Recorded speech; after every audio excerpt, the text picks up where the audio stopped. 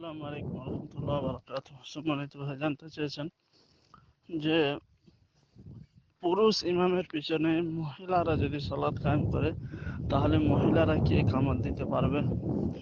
সম্মানিত ভাই, বর্তমান যুগে এটা একটি ফিতনার বিষয়, বুঝতে পারছেন? তাই মহিলাদের সালাতের ব্যবস্থা আলাদা করা হয়েছে।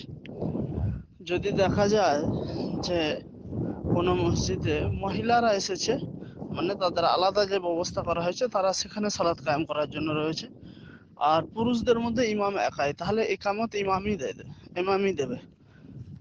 জরুরি নয় যে কোনো মুক্তাদিকে দিতে হবে, বুঝতে পেরেছেন? তবে যদি কোনো দায়িত্বশীল থাকে সেখানে, একজন ইমাম এবং আর একজন মুয়াজ্জিন, তাহলে যে ব্যক্তি আজান দেবে তার হক এটি। আর যদি সেরকম কেউ না থাকে, তাহলে ইমাম একাই ইকামত দিতে পারবে এবং সালাতও কায়েম করাতে পারবে ইনশাআল্লাহ তাআলা।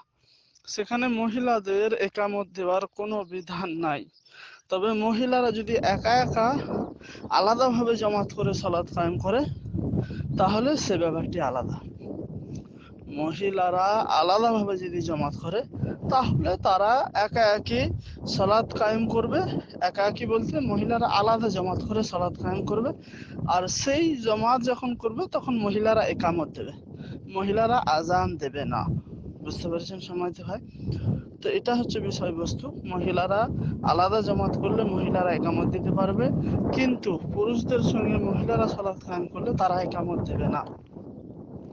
তবে নবী সাল্লাল্লাহু আলাইহি সাল্লামের জামানায় পুরুষ এবং মহিলা সালাত একই সঙ্গে করতেন, এবং সেই ক্ষেত্রে নবী সাল্লাল্লাহু আলাইহি সাল্লাম বলছেন, সর্বোত্তম মহিলাদের কাতার হলো পিছনের কাতার, আর সর্বনিকৃষ্ট কাতার হলো সামনের কাতার।